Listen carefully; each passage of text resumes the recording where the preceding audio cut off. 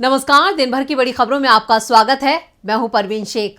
आज इस बुलेटिन में बात होगी यात्रा से पहले राहुल ने किसका लिया आशीर्वाद, मायावती के बड़े ऐलान की बात करेंगे, कर्नाटक में बीजेपी की बड़ी साजिश के खुलासे की, यूपी बीजेपी में हुए दो फाड़ की जानेंगे, बिहार बीजेपी में जेडीयू ने कैसे लगाई सेंध, जम्मू कश्मीर में चुनाव को लेकर क्या है कांग्रेस बीजेपी की तैयारी, और बुलेटिन के आखिर में बात होगी जोशीमठ को लेकर कांग्रेस के बड़े सवालों की। लेकिन तमाम बड़ी खबरों से पहले एक नजर सुर्खियों पर। राजस्थान में और बेहतर होगा पुलिसिंग सिस्टम, गहलोत सरकार ने 26 नए थानों और 3 साइबर थानों को दी मंजूरी। 1997 बैच के भारतीय रेलवे सेवा अधिकारी जितेंद्र पाल सिंह सहित 6 लोगों को सीबीआई ने किया गिरफ्तार, 50 लाख रुपए की रिश्वत लेने का आरोप।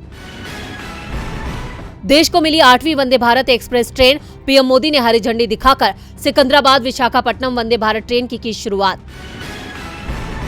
श्रीलंका के खिलाफ वनडे मैच में विराट कोहली ने लगाया एक और शतक, कोहली ने 110 गेंदों में बनाए 166 रन, 4 मैच में विराट का तीसरा शतक। ये तो थी सुर्खियां और अब बात आज की सबसे बड़ी खबर की। आज राहुल गांधी के नेतृत्व में भारत जोड़ो यात्रा एक ही चरण में चली। जालंधर से कांग्रेस सांसद संतोख सिंह के अंतिम संस्कार के बाद राहुल गांधी ने जालंधर के खालसा कॉलेज से पैदल मार्च शुरू किया था। आज दिवंगत पंजाबी गायक और राजनेता सिद्धू मूसेवाला के पिता बलकौर सिंह भी राहुल गांधी के साथ यात्रा में कदम ताल करते नजर आए। और क्या खास रहा यात्रा में, देखते हैं ये रिपोर्ट। आज भारत जोड़ो यात्रा जालंधर में एक ही चरण में निकाली गई। यात्रा की शुरुआत आज दोपहर 3 बजे के बाद जालंधर के खालसा कॉलेज से शुरू हुई थी और यात्रा जालंधर के 20 गांव आदमपुर तक चली। यात्रा रात जालंधर में ही विराम पर है।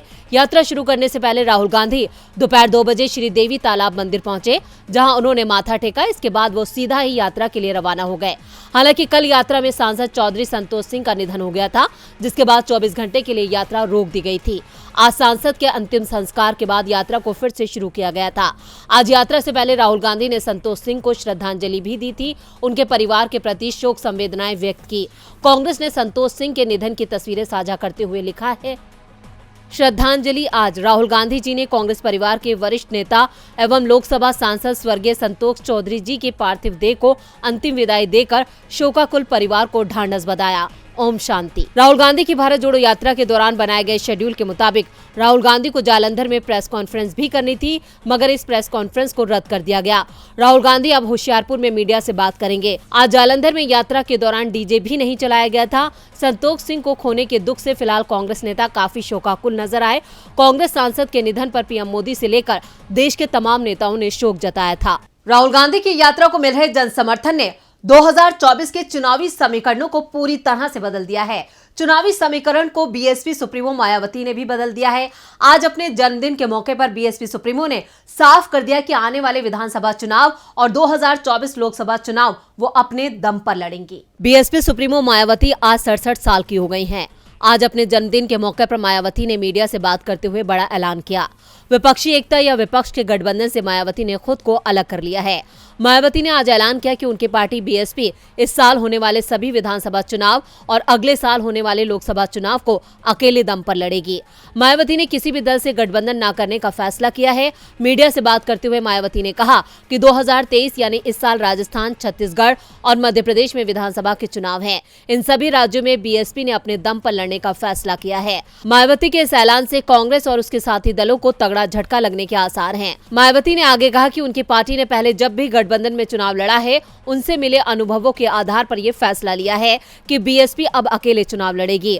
मायावती की माने तो गठबंधन में बीएसपी का वोट तो ट्रांसफर होता है, लेकिन अन्य दलों के साथ ऐसा नहीं होता है। लिहाजा पार्टी ने तय किया है कि अगले साल विधानसभा और लोकसभा चुनाव बहुजन समाज पार्टी अकेले दम पर लड़ेगी।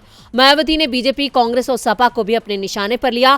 कांग्रेस को लेकर कहा कि यह पार्टी गरीबों का हक मारती है, तो सपा भ्रम फैलाने की राजनीति करती है। वहीं बीजेपी से आज पूरा देश परेशान है। मायावती के इस ऐलान से किसे फायदा होगा, ये लोकसभा चुनाव के परिणाम बता देंगे। फिलहाल तो बीजेपी को बड़ा नुकसान होता दिखाई दे रहा है।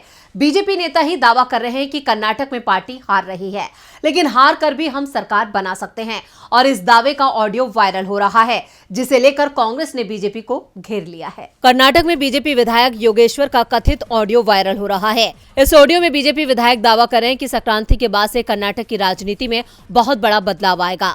चुनाव से पहले ऑपरेशन कमल चलाया जाएगा। अमित शाह ने कहा कि समझौते की राजनीति की जरूरत नहीं है। अमित शाह ने खुद हम सभी को पहले बुलाया और इस बारे में बात की। ऑडियो में इस बात का भी जिक्र है कि चुनाव के बाद जनता के फैसले के मुताबिक बीजेपी सत्ता में नहीं आएगी। हालांकि बीजेपी ऑपरेशन कमल चलाकर सरकार बनाएगी। ऑडियो के वायरल होने के बाद अब कांग्रेस ने बीजेपी को घेर लिया है। कांग्रेस सांसद रणदीप सिंह सुरजेवाला ने कहा कि बीजेपी की असलियत सामने आ गई है, वो चुनाव में यही करती है। सुरजेवाला ने कहा कि बीजेपी जो भी करेगी लेकिन वो सत्ता में नहीं आ पाएगी। ये मैं नहीं कह रहा हूं और न ही कांग्रेस पार्टी कह रही है, उनकी ही पार्टी के विधायक ने इसे स्वीकार किया है। यहाँ एक अक्षम मुख्यमंत्री और अक्षम सरकार है। अब बीजेपी को सत्ता से बाहर करने का समय आ गया है। विधायक खरीदने का उनका प्लान साफ हो गया है। केंद्रीय गृह मंत्री अमित शाह भी विधायक खरीदने कर्नाटक आ गए। मैं सीएम बोम्मई को बता दूं कि बीजेपी हारेगी कांग्रेस से नहीं बल्कि कर्नाटक की जनता से। कांग्रेस सांसद ने कहा कि बीजेपी सभी समुदायों के अधिकारों को छीनने की कोशिश कर रही है। वो समुदायों को जाति धर्म के आधार पर बांट रहे हैं। बांटना ठीक नहीं है। कांग्रेस विकास और प्रगति पर विश्वास करती है। कर्नाटक में बीजेपी चुनावों से पहले ही अपनी हार मान चुकी है। इधर यूपी से भी बीजेपी के लिए अच्छी खबर नहीं आ रही है। पीएम मोदी और गृह मंत्री अमित शाह का डर अब बीजेपी नेताओं में नहीं दिखाई दे रहा है। इसलिए बीजेपी के अंदर हर राज्य में बगावत दिखाई दे रही है। हिमाचल प्रदेश विधानसभा चुनावों में तो बागियों ने बीजेपी के खिलाफ जबरदस्त माहौल तैयार कर दिया था और अब कुछ ऐसा ही यूपी में भी दिखाई दे रहा है, जहां विधान परिषद की 5 सीटों पर चुनाव चल रहे हैं। यूपी में विधान परिषद की 5 सीटों पर चुनाव हो रहा है। बीजेपी और सपा गठबंधन के उम्मीदवारों के बीच कड़ा मुकाबला माना जा रहा है, लेकिन उम्मीदवार चयन को लेकर बीजेपी के अंदर बगावत हो गई है और बगावत के सुर लखनऊ से लेकर दिल्ली तक सुने जा रहे हैं। कानपुर में शिक्षक एमएलसी चुनावों में बीजेपी समर्थक अपनी ही पार्टी के उम्मीदवार को हटाने में जुट गए हैं। बीजेपी ने कानपुर सीट से वेणु रंजन भदौरिया को टिकट दिया है, जिसके बाद बीजेपी शिक्षण संस्थान प्रकोष्ठ 2 हिस्सों में बंट गया है। बीजेपी समर्थकों में जबरदस्त गुस्सा देखा जा रहा है। उम्मीदवार चयन को लेकर शिकायत बीजेपी अध्यक्ष जेपी नड्डा तक पहुंचा दी गई है। वेणु रंजन की उम्मीदवारी से नाराज डॉक्टर दिवाकर मिश्रा भी निर्दलीय मैदान में उतर गए हैं और बीजेपी के एक गुट का समर्थन भी उन्हें मिल गया है। दिवाकर मिश्रा बीजेपी शिक्षण संस्थान प्रकोष्ठ के प्रदेश संयोजक भी हैं। उन्होंने साफ कर दिया है कि नामांकन वापसी का उनका कोई इरादा नहीं है। अगर बीजेपी के बागी उम्मीदवार मैदान में बने रहते हैं तो पार्टी के हाथ से ये सीट फिसलना तय माना जा रहा है। कानपुर सीट पर सपा को बेहद मजबूत माना जा रहा है। सपा और बीजेपी के बीच कड़ी टक्कर होती दिख रही थी। ऐसे में बीजेपी के बागी के सामने आने से चुनाव के पूरे समीकरण ही बदल गए हैं। यूपी के साथ ही बिहार से भी बीजेपी को परेशान करने वाली आज बड़ी खबर मिली है। बिहार की सियासत में इन दिनों हलचल तेज है।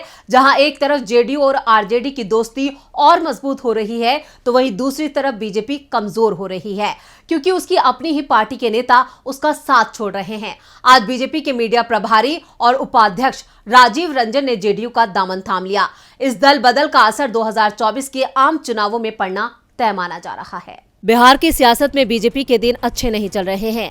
जहां पहले उसे सत्ता से बाहर होना पड़ा, तो वहीं अब पार्टी की नींव भी हिलती जा रही है, क्योंकि उसके नेता पार्टी का साथ छोड़कर विरोधियों से हाथ मिला रहे हैं। बिहार बीजेपी के मीडिया प्रभारी और उपाध्यक्ष रहे राजीव रंजन जेडीयू में शामिल हो गए। वहीं राष्ट्रीय अध्यक्ष लल्लन सिंह और प्रदेश अध्यक्ष उमेश कुशवाहा की मौजूदगी में राजीव रंजन ने जेडीयू की सदस्यता ली। इस दौरान लल्लन सिंह ने कहा कि राजीव रंजन हमारे पुराने साथी हैं। बीच में रास्ता भटक कर सबसे बड़का झूठा पार्टी बीजेपी में चले गए थे। अपना घर अपना होता है, किराए के घर में गए थे। इनको पूरा सम्मान दिया जाएगा। वहीं लल्लन सिंह ने बीजेपी पर भी निशाना साधा। उन्होंने कहा कि सत्ता में आए बीजेपी को 8 साल हो गए, लेकिन बीजेपी के किसी नेता में हिम्मत नहीं है कि बता पाए कि 8 साल में मोदी सरकार ने कौन सा काम लोगों के हित में किया है। जेडीयू के राष्ट्रीय अध्यक्ष ने कहा कि केंद्र सरकार सिर्फ योजना बनाती है। आयुष्मान भारत योजना और उज्ज्वला योजना सिर्फ नाम के लिए चला है। आयुष्मान योजना के तहत 5 लाख का मुफ्त इलाज हो रहा है या नहीं, इस संबंध में जानकारी नहीं लेना है। उज्ज्वला योजना के तहत सिलेंडर मिल रहा है या नहीं, ये केंद्र को पता नहीं है। गरीबों के खाते में 15 लाख रुपए पहुंचाने की बात की थी, आज तक 15 रुपए नहीं पहुंचा। अब जब सत्ता पक्ष की ताकत बढ़ेगी तो विरोधी तो कमजोर होगा ही। वैसे इस दल बदल का असर साल 2024 के चुनाव में भी देखने को मिल सकता है, क्योंकि राजीव रंजन कुर्मी समाज से हैं। नालंदा में उनकी अच्छी पकड़ मानी जाती है। उनके फिर से जेडीयू का दामन थामने से बीजेपी के वोट बैंक में सेंधमारी की अटकलें तेज हो गई हैं। इन्हीं कयासों से बीजेपी के माथे पर चिंता की लकीरें भी बढ़ गई हैं। बीजेपी को बिहार में बड़ा झटका लगा है, लेकिन पार्टी की नजर इस समय बिहार से ज्यादा जम्मू कश्मीर पर टिकी हुई है। 4-5 महीने में चुनाव हो सकता है। कांग्रेस और बीजेपी दोनों ही चुनावों की तैयारियों में जुट गए हैं। तो क्या है कांग्रेस का प्लान, देखते हैं ये रिपोर्ट। जम्मू कश्मीर में चुनाव अप्रैल और मई में हो सकते हैं। चुनाव को लेकर तैयारियां पूरी हो चुकी हैं। इंतजार सर्दी का सीजन समाप्त होने का चल रहा है। चुनाव के संकेतों के बीच नेशनल कॉन्फ्रेंस, पीडीपी और कांग्रेस के नेता अपने अपने क्षेत्र में एक्टिव हो गए हैं, लेकिन अभी तक राज्य में गठबंधन की राजनीति की तस्वीर साफ नहीं हो पाई है। राज्य की सभी क्षेत्रीय पार्टियों ने गुपकार गठबंधन बनाया है, लेकिन ये गठबंधन चुनाव में रहेगा ये अभी तक तय नहीं है। इसलिए हर दल अलग अलग तैयारियों में जुटा है। कांग्रेस को सबसे ज्यादा उम्मीद भारत जोड़ो यात्रा से दिख रही है, जो 20 जनवरी को जम्मू कश्मीर में प्रवेश करेगी। 11 दिन तक ये यात्रा राज्य में रहेगी। 30 जनवरी को राहुल गांधी कश्मीर में तिरंगा फहराएंगे। यात्रा कश्मीर के अधिकांश हिस्सों को कवर कर रही है। गुलाम नबी आजाद की पार्टी से कई नेता कांग्रेस में वापसी कर चुके हैं, जिससे कांग्रेस में उत्साह दिखाई दे रहा है। कांग्रेस के प्रदेश अध्यक्ष रसूल वानी ने कहा कि भारत जोड़ो यात्रा से पार्टी का जनाधार बढ़ेगा। दूसरी तरफ पूर्व सीएम गुलाम नबी आजाद की डेमोक्रेटिक आजाद पार्टी का जोश ठंडा पड़ गया है। पार्टी अभी तक चुनावी रणनीति की घोषणा तक नहीं कर पाई है। वहीं पीडीपी प्रमुख महबूबा मुफ्ती छोटी छोटी रैलियां कर रही हैं। वो बीजेपी पर लगातार निशाना साध रही हैं। राज्य की सबसे मजबूत पार्टी रही नेशनल कॉन्फ्रेंस के नेता उमर अब्दुल्ला ने कहा है कि चुनाव कश्मीर की जनता का अधिकार है। बीजेपी ने भी अपने संगठन को चुनावी मोड में आने के निर्देश दिए हैं। पार्टी घाटी में किसी दल के साथ गठबंधन की संभावना तलाश रही है। और बुलेटिन के आखिर में बात जोशीमठ में आई आफत पर बीजेपी के फरमान की। जोशीमठ में जमीन धंसने का मामला लगातार बढ़ता जा रहा है और इसकी जद में आए लोग अब पूरी तरह से बेघर हो चुके हैं। वहीं इस पर अब सियासत भी तेज हो गई है। पक्ष और विपक्ष के नेताओं के बीच जुबानी जंग तेज हो गई है। कांग्रेस ने इसरो की रिपोर्ट और एक्सपर्ट्स की राय को लेकर बीजेपी पर ऐसे तीखे सवालों के तीर छोड़े हैं कि उसका जवाब देना मुश्किल हो गया है। साथ ही विपक्ष के हमले से सत्ता पर काबिज बीजेपी बौखला गई है। उत्तराखंड का खूबसूरत शहर जोशीमठ इस वक्त मुश्किल में है। कई घरों में आई दरारों ने डर को इस कदर पैदा कर दिया है कि लोग अपना आशियाना छोड़ने पर मजबूर हो गए हैं। वो लगातार सरकार से मदद की गुहार लगा रहे हैं। बावजूद इसके बीजेपी सरकार राहत पहुंचाने की जगह सच्चाई पर पर्दा डालने की कोशिश कर रही है। इसे लेकर विपक्ष का हल्ला बोल तेज हो गया है।